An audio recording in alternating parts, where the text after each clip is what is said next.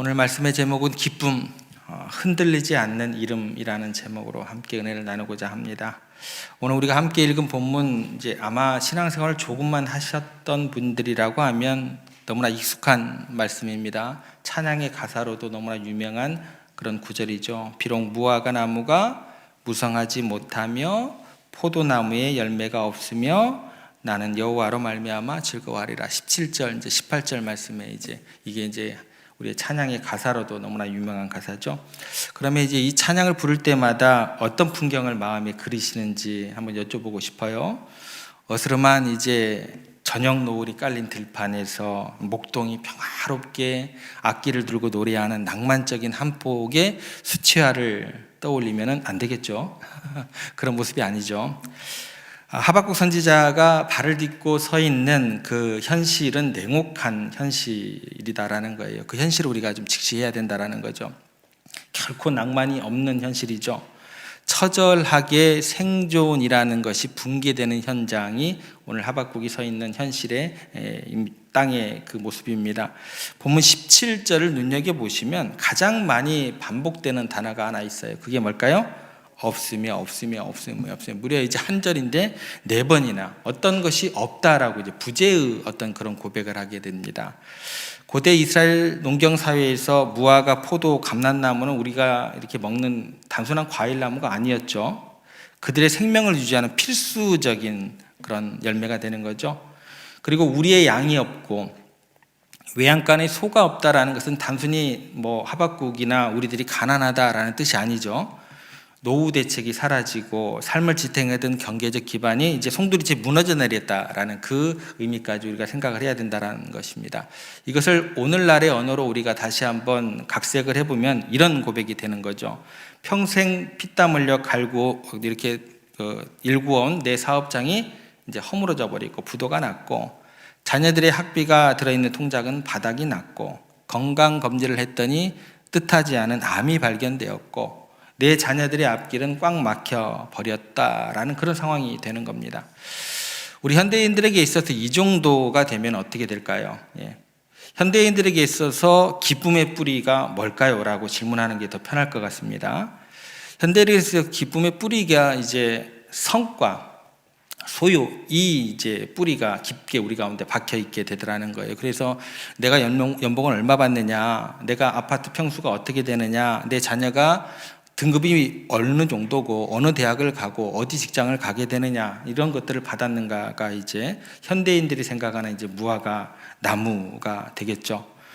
그리고 이제 그 무화과 나무가 무성할 때 세상을 다 가진 듯 우리가 이제 웃게 되고, 이제 열매가 다 말라버릴 때는 세상이 끝난 듯 우리가 울게 됩니다. 이것이 세상이 우리에게 가르쳐주는 행복의 공식이 됩니다. 그런데 오늘 하나님께서요, 이 예배 자리에 나온 우리들에게, 이 말씀을 접하는 우리들에게 질문을 던지십니다. 만약 이 모든 것이 너의 손에서 꽉 쥐고 있던 그 소중한 무화과가 어떠한 위기로, 또 질병으로, 또 사고로 인해서 하루아침에 모래처럼 이렇게 빠져나가 버린다면 너 혹시 그 빈들에서 나를 위해서 노래할 수 있겠느냐?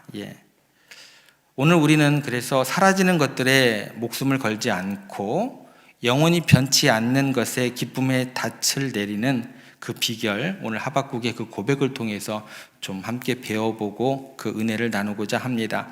우리가 흔히 이렇게 생각을 하죠. 성공하면 기쁘고 또 실패하면 슬프다.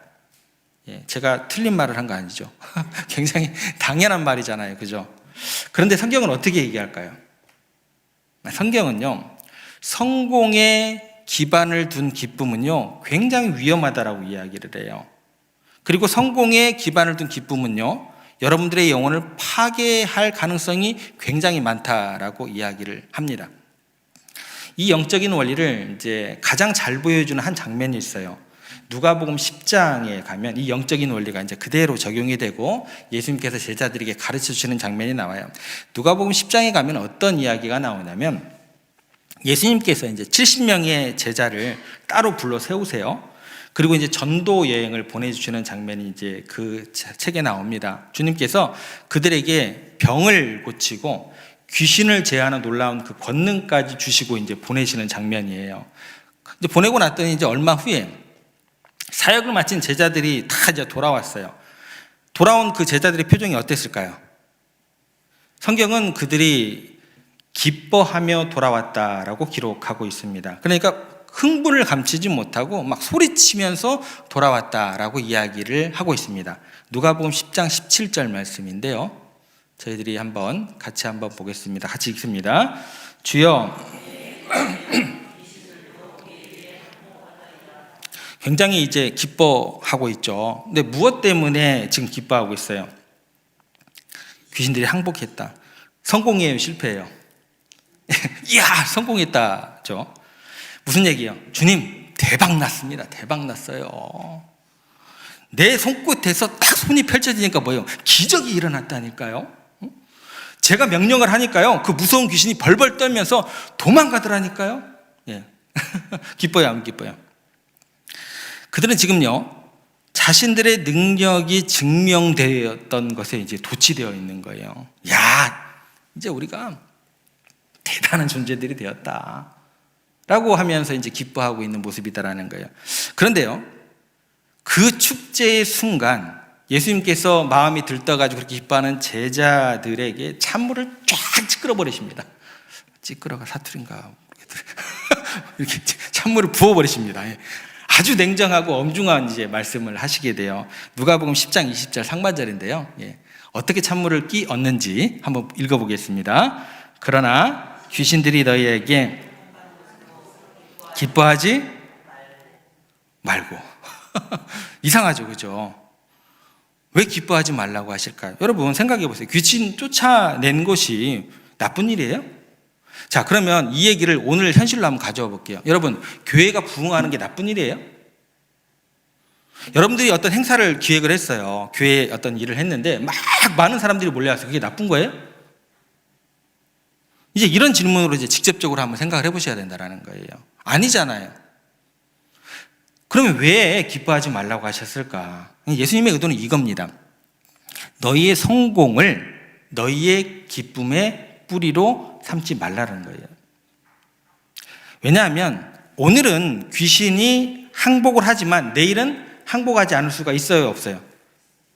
그럴 수도 있다라는 거예요. 그래서 당장에 이후에 어떤 일이 벌어지게 돼요. 얼마 지나지 않아서 변화산 위에서 예수님의 영광을 탁 보고 딱 내려오는데 그 밑에는 어떤 일이 벌어지고 있었어요? 제자들이 귀신을 쫓아내지 못해가지고 쩔쩔매면서 망신당하는 그런 장면이 등장하게 되더라는 거예요.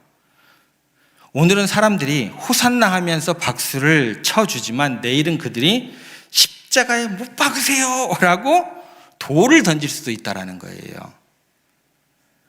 상황에 따라서 변화하는 것, 이것을 뭐라고 하냐면 신학적으로 가변적인 것이라고 이야기를 해요. 그러면 이렇게 이제 접근이 됩니다. 여러분의 인생, 그러니까 여러분의 인생의 기쁨을 이 가변적인 것, 변하는 것에 걸면 어떤 일이 이제 발생하게 될까요? 성공하게 되면 막 하늘을 찌를 듯이 이제 의기양양하게 되는 거죠. 기쁨이 막 충만하게 되는 거죠. 실패하면 어떻게 돼요? 이거 이제 지옥이에요. 비참함을 맛보게 된다라는 거예요. 맨날 뭐예요? 변덕스러운 날씨처럼 막 오르락내리락 하게 되더라는 거예요.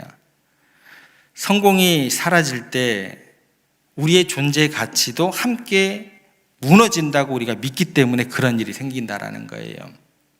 그래서 주님께서 단호하게 말씀하시는 게 뭐냐면 그것은 안전한 땅이 아니다. 거기에 너의 영혼을 닻을 내리지 말라. 안전한 곳이 아니다라는 거예요. 성공에. 그곳에 닻을 내리지 말라라는 말씀이 되는 거예요. 그렇다면 우리가 이제 무엇으로 기뻐해야 됩니까? 성공도 기뻐할 수 없다고 한다면 어떨 때 기뻐해야 될까요?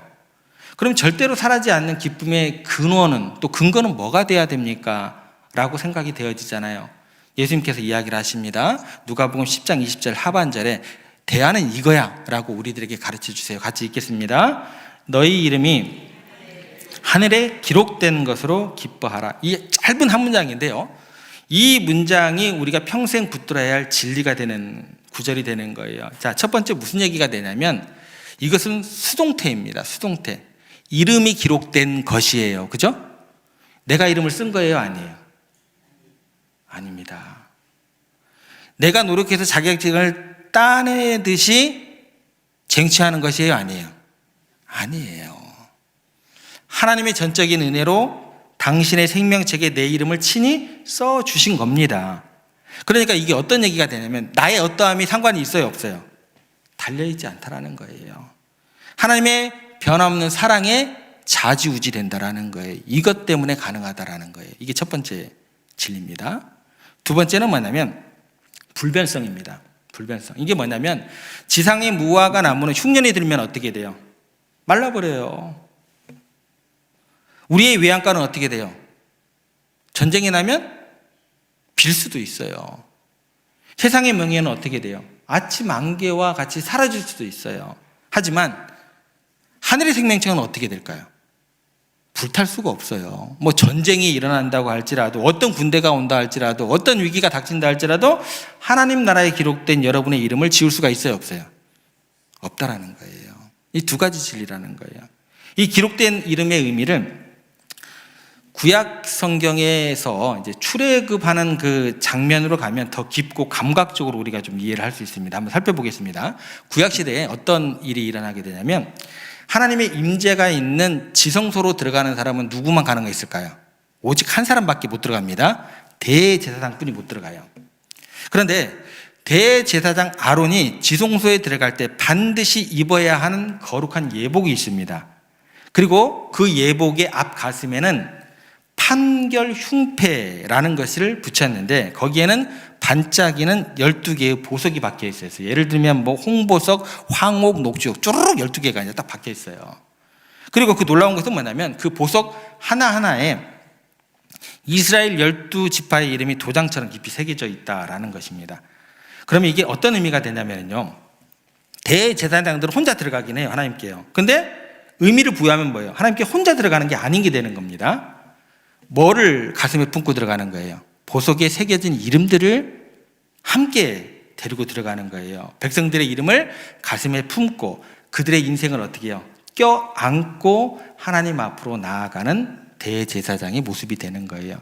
그리고 이걸 히브리서, 이제 신약으로 넘어오면 히브리서는요, 예수님을 가르쳐 뭐라고 얘기를 하세요? 우리의 영원한 대제사장이라고 이야기를 해주세요.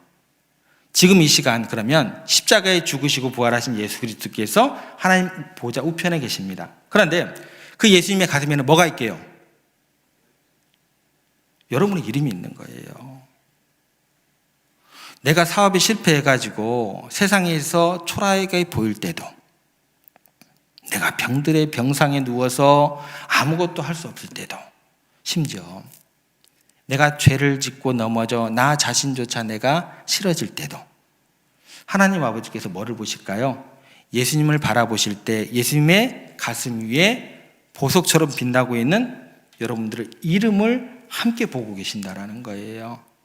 내 아들 예수가 피 흘려 산 내 아무개구나. 그렇죠? 내가 너 안다. 내가 너 지명하여 불렀다. 너는 내 것이다. 이것이 여러분들의 정체성이 되는 겁니다. 그래서 하박국 18절에서 뭐라고 얘기를 하는가 한번 저희들 한번 볼게요. 18절에 이렇게 이야기합니다. 같이 읽겠습니다.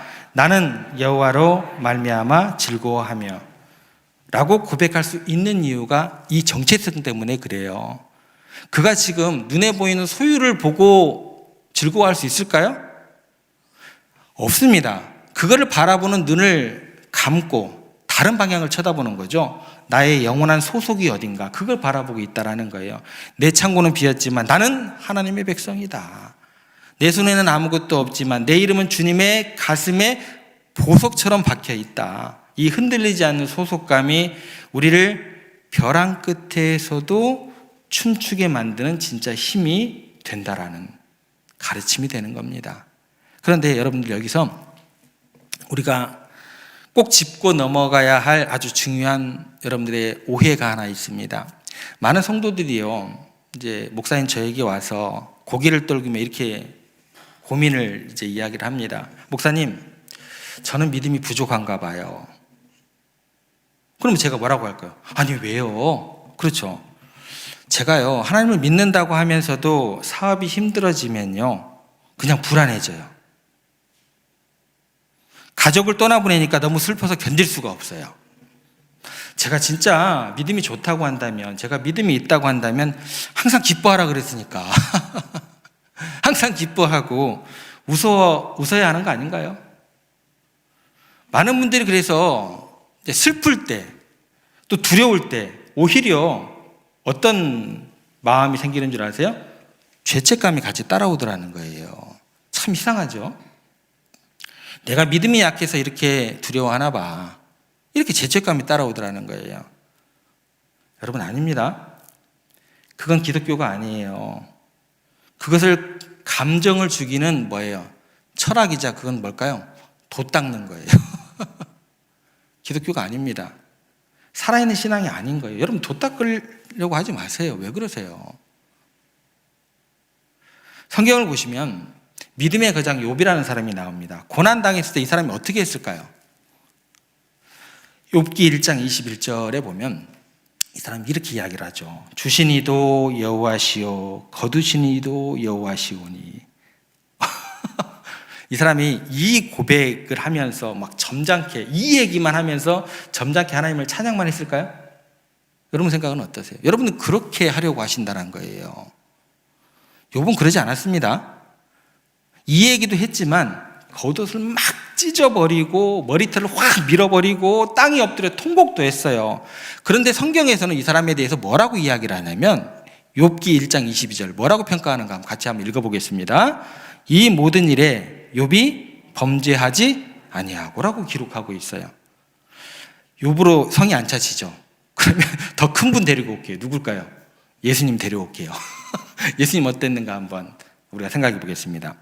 구원자 예수님을 보겠습니다. 믿음 자체이신 분이 예수님입니다. 그런데 그 주님께서 나사로 무덤 앞에서 어떻게 하셨어요?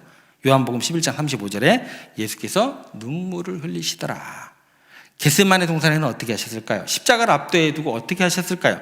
내 마음이 심히 고민하여 죽게 되었다 라고 말씀하시면서 땀이 핏방울이 되도록 뭐 했어요? 소리치며 절규하셨어요. 자, 그러면 여러분, 예수님이 믿음이 없으셔서 우셨겠네요. 그죠? 예수님께서 신앙이 콩알만 해가지고 고민하셨겠네요. 그죠? 아니잖아요. 여러분, 그래서 참된 믿음이라는 것은요, 아픔을 모르는 마취제로 여기면 안 돼요. 오히려 하나님을 사랑하고 세상을 사랑하기 때문에 그 아픔을 더 예민하게, 더 깊게 느끼게 되더라는 거예요. 본문 16절 보겠습니다. 하박국의 상태가 어땠는지 같이 한번 읽어보겠습니다. 내가 들었으므로 내 창자가 흔들렸고 내 입술이 떨렸도다. 내 뼈에 썩는 것이 들어왔으며 내 몸은 내 처소에서 떨리는도다. 하박국이 아무런 감정이 없는 로봇처럼 평온한 것이 아니었습니다. 다가오는 바벨론 전쟁의 공포 앞에서 창자가 끊어지는 아픔을 느끼게 되고 뼈가 썩어지는 것 같은 극심한 스트레스를 받으면서 사시나무 떨들 바들바들 떨고 있었던 게 누구예요? 그게 하박국입니다. 여러분, 이게 불신앙이에요? 아닙니다. 연약한 인간이 감당해야 될 지극히 뭐예요? 정직한 반응이 되는 겁니다. 그런데 여러분, 여기에서 이제 기적이 펼쳐지게 되는 거예요. 그렇게 창자가 흔들리고 입술이 떨리는 와중에 그가 18절 고백을 터뜨리게 됩니다. 같이 한번 읽겠습니다. 나는 여호와로 말미암아 즐거워하며 기뻐하리로다. 여기서 주목해야 될 게 있어요. 뭐냐면 16절에 창자의 떨림, 이게 뭐예요? 우리가 생각하는 두려움이라고 생각을 하시면 18절 금방 여기에서는 영혼의 기쁨은 뭐가 되는 거예요? 찬양이 되는 거죠. 이 두 가지는요, 시간차를 두고 일어나는 게 아니다라는 거예요. 그러니까 슬픔이 다 사라지고 나니까 기쁨이 왔다가 아닙니다. 이 두 가지는 어떻게 돼요? 동시에 일어나는 것이 되는 거예요. 이게 기독교의 신비가 되는 겁니다. 그래서 믿음이라는 것은 여러분들 슬픔을 억지로 참는 것이 아니에요. 슬픔의 한복판에서 두려움의 그 떨림 속에서도 그것을 뚫고 터져나오는 더 큰 기쁨을 바라보는 게 신앙의 신비입니다. 기독교의 신비가 되는 거예요. 마치 이렇게 생각하시면 돼요. 겨울 되면은요, 한겨울 밖에 추위가 막 매섭게 몰아치면 어떻게 돼요? 딱 딱 실내에 딱 들어오기만 해도 따뜻함을 느끼잖아요. 난로까지만 있으면 어떻게 돼요? 예, 더 강렬하게 그 따뜻함이 느껴지는 것하고 똑같다라고 생각하시면 돼요. 그러니까 여러분들 아플 때 어떻게 하셔야 돼요? 오세요. 두려울 때 어떻게 해요? 두려움에 몸소리치도록 떠세요. 그 눈물 하나님께서 여러분들을 정죄하실 것 같으시죠? 그러면 성경을 잘못 해석하고 계시는 거예요. 아니에요. 다만 그 눈물과 아픔 속에서 우리 주님의 이름을 부르시는 거예요. 떨림 속에서 주님의 얼굴을 바라보시는 거예요. 그때 여러분의 슬픔은 뭐가 되는 줄 아세요? 하나님의 위로를 담는 그릇이 되는 거예요. 고난이라는 것은 여러분들을 아프게 합니다. 아프기 때문에 여러분들 울게 되는 거예요. 하지만 동시에 그 고난은요, 세상의 헛된 것들을 제거해 줌으로써 오직 하나님 한 분만으로 만족하게 만드는 신비한 도구가 되는 줄 믿으시기를 바랍니다. 그렇다면 이제 이렇게 떨림 속에서 어떻게 우리가 기뻐할 수 있을까? 가만히 있으면 저절로 기쁨이 우리 가운데 찾아오게 될까요? 아닙니다. 18절을 다시 좀 주의 깊게 보시면 하박국은 같은 말을 2번 반복해요. 18절 다시 한번 읽어보겠습니다. 나는 여호와로 말미암아 즐거워하며 나는 구원의 하나님으로 말미암아 기뻐하리라도. 그러면 이제 왜 똑같은 말을 반복할까요? 성경에서 반복이라는 것은요, 단순한 강조가 아닙니다. 굉장히 중요한 이야기가 되면서 또 치열한 훈련의 과정으로 우리가 인식하면 돼요. 우리의 마음에는요, 마치 회전하는 물체가 밖으로 튕겨져 나가는 것처럼 강력한 영적인 원심력이 작동을 하게 됩니다. 이건 이제 제가 얘기하는 것이 아니고 팀 켈러 목사님이 이 부분에 대해서 해석하는 부분이에요. 원심력하고 구심력으로 이렇게 설명을 해줘요. 그러니까 우리의 마음 속에는 기본적으로 있는 것이 구심력이라는 것이 작동하기보다 원심력이 작동한다는 거. 이렇게 막 이렇게 원을 그리면 어떻게 돼요? 물건이 막 도망가려고 하는 거잖아요. 이게 뭐예요? 이게 원심력이잖아요. 영적인 원심력이 우리 가운데 작동을 하는 게 기본 세팅이다라는 거예요. 그러니까 여러분의 마음을 가만히 내버려두면 어떤 일이 벌어지게 되냐면 자꾸만 하나님이라는 중심에서 벗어나고 아이고 나 망했네 이렇게 된다는 거예요. 아이고 이제 끝났네 끝났어. 돈 없으면 죽어 이렇게 된다는 거예요. 세상의 염려와 절망으로 튕겨져 나가려고 한다라는 게 이게 뭐예요? 이게 원심력이라고 설명을 해요. 그러면 이 원심력을 이기는 유일한 길은 뭐냐면 중심으로 당기는 힘, 뭐가 있어야 되는 거예요? 구심력. 이게 있어야 된다라고 설명을 해줍니다. 이 구심력이 뭐냐라고 이야기했을 때 말씀의 반복이라고 이야기를 해요. 그러니까 하박국처럼 의지를 가지고 믿음을 가지고 하나님의 진리를 내 영혼에 박아 넣으셔야 된다는 거예요. 그래서 시편 42편에 기자가 했던 것처럼 내 영혼에 외치셔야 돼요. 시편 42편 5절에 뭐라고 이야기를 하냐면 같이 읽겠습니다. 내 영혼아 내가 어찌하여 낙심하며 어찌하여 내 속에서 불안해하는가. 너는 하나님께 소망을 두라. 그러니까 상황이 여러분들 힘들게 할 때, 상황이 여러분들을 공격할 때 어떻게 하셔야 돼요? 내 이름이 주님의 가슴에, 그죠?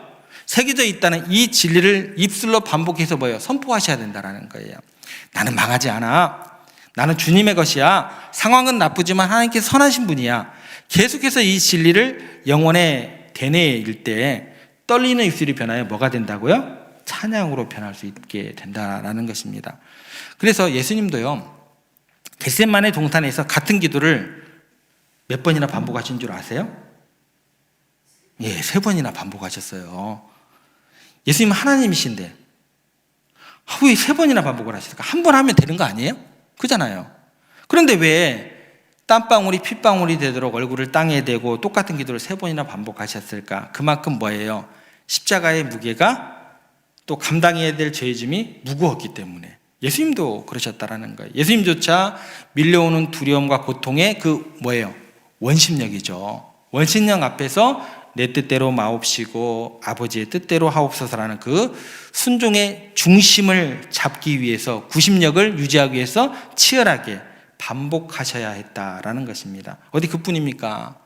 십자가 위에서 주님께서 시편 말씀을 반복해서 암송을 하시게 됩니다. 극심한 고통 가운데 터져나왔던 절규, 나의 하나님 어찌하여 나를 버리셨나이까. 예수님께서 창작한 말씀이 아니에요. 이것은 원래 어디에 있었던 말씀이냐면 시편 22편 1편에 나오는 말씀이에요. 그리고 숨을 거두시는 마지막 순간에요. 아버지 내 영혼을 아버지 손에 부탁하나이다. 이것도 없던 얘기를 예수님께서 하신 얘기가 아니에요. 시편 31편 5절에 나오는 말씀을 이야기하시는 거예요. 그러니까 육체가 찢어지는 고통 속에서도 하나님 아버지가 침묵하시는 그 캄캄한 어둠 속에서도 예수님은 기록된 말씀을 붙잡고 자신의 영혼을 하나님께 콕콕 뭐예요? 묶어두셨다라는 이야기가 되는 겁니다. 하나님의 아들이신데 그죠? 하나님의 아들조차도 고통의 파도 앞에서 힘들어하고 괴로워하시면서 말씀을 반복적으로 하시면서 영혼을 지키셨다면 하물며 연약한 갈대와 같은 우리는 얼마나 더 말씀을 붙들고 얼마나 더 진리를 반복해야 하겠습니까? 여러분, 그래서 기쁨이라는 것은요, 저절로 생기는 감정이 아닙니다. 기쁨은 뭐예요?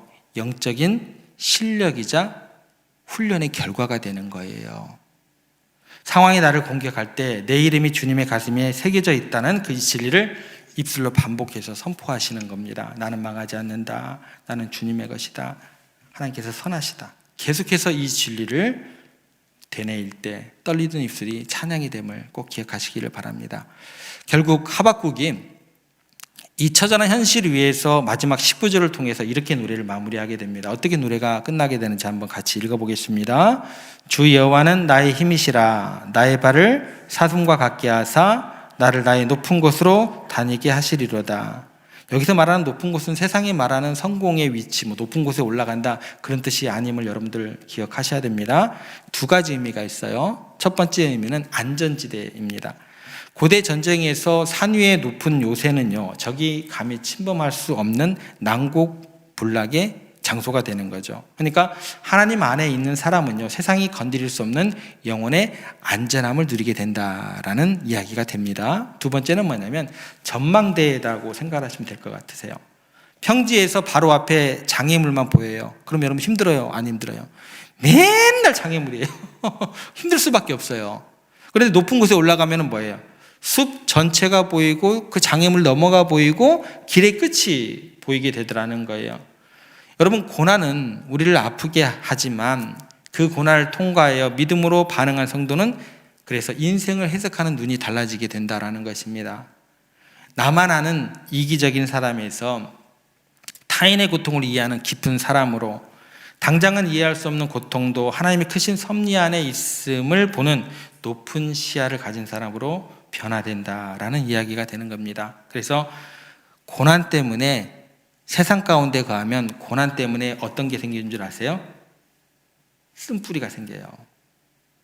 그런데 믿음 안에 거하는 사람은, 말씀 안에 거하는 사람은 고난 때문에 어떻게 돼요? 더 깊고 더 부드러운 사람이 되는 것. 이것이 주님께서 우리를 이끄시는 뭐가 되는 거예요? 높은 곳이 되는 겁니다. 남미의 황무지에서 복음을 전하다 순교한 앨런 가디너 선교사님이 계십니다. 고립된 해변에서 구조선을 기다리다 굶주림 속에서 죽어갔습니다. 나중에 발견된 그의 시신 옆에 일기장이 하나 놓여 있었습니다. 하박국처럼 물 한 모금 또 빵 한 조각 없는 그 처참한 죽음 앞에서 떨리는 손으로 시편 34편 10절을 적었습니다. 그 구절은 이렇게 되어 있습니다. 같이 읽겠습니다. 젊은 사자는 궁핍하여 줄일지라도 여호와를 찾는 자는 모든 좋은 것에 부족함이 없으리로다. 그리고 그 밑에 마지막 한 문장을 덧붙였습니다. 어떤 문장을 덧붙였냐면 나는 하나님의 선하심에 압도되었다. 어떻게 굶어 죽어가면서 부족함이 없다라고 이야기할 수 있을까요? 어떻게 그 처참한 죽음 앞에서 하나님의 선하심에 압도되었다고 할 수 있을까? 의문이 생기게 돼요. 그에게는 하나님은 밥보다 물보다 생명보다 더 실제적인 만족이 주어졌기 때문인 걸로 우리가 해석할 수밖에 없을 것 같습니다. 그의 무화과 나무는 말라 비틀어졌지만 그의 이름이 예수 그리스도의 가슴에 저 영원한 하늘에 기록되어 있었기에 그는 가장 낮은 곳에서 가장 높은 곳의 노래를 부를 수 있었던 것 같습니다. 성도 여러분, 세상은요, 조건이 갖춰져야 행복하다고 이야기합니다. 근데 성경은요, 하나님이 계시기에 행복하다고 이야기해 줍니다. 그래서 위대한 신학자 조나단 에드워즈가 이렇게 이야기를 합니다. 우리가 어떤 상황 가운데 있어도 기뻐해야 될 세 가지 이유는 불변한다라고 이야기를 해요. 첫 번째가 그게 뭐냐면 나쁜 일들은 결국 합력하여 선을 이룰 것입니다. 이게 첫 번째 이유가 된다라고 이야기를 해요. 로마서 8장 말씀이죠. 두 번째는 뭐냐면 좋은 일들, 구원과 하나님의 자녀됨은 결코 빼앗길 수 없기 때문에 기뻐할 수 있습니다. 이게 두 번째 이유래요. 세 번째는 뭐냐면 최고의 일들이 뭘까요? 나중 영광이죠. 천국과 영생은 아직 오지 않았습니다. 그러니까 최고의 영광이 우리를 기다리고 있다는 거예요. 그래서 우리가 기뻐할 수 있는 세 번째 이유가 된다라고 이야기를 합니다. 여러분, 영원한 것, 여러분의 이름이 생명책에 기록된 그 사실에 닻을 깊이 내리시기를 부탁을 드립니다. 그래야 인생 가운데 비바람이 몰아쳐도 우리들의 노래가 멈추지 않을 수 있다라는 것입니다. 무화과 나무가 말라버린 빈들에서도 부를 수 있는 이 기적의 노래가 저와 여러분의 올 한 해, 아니 평생의 고백이 되기를 주님의 이름으로 축원합니다.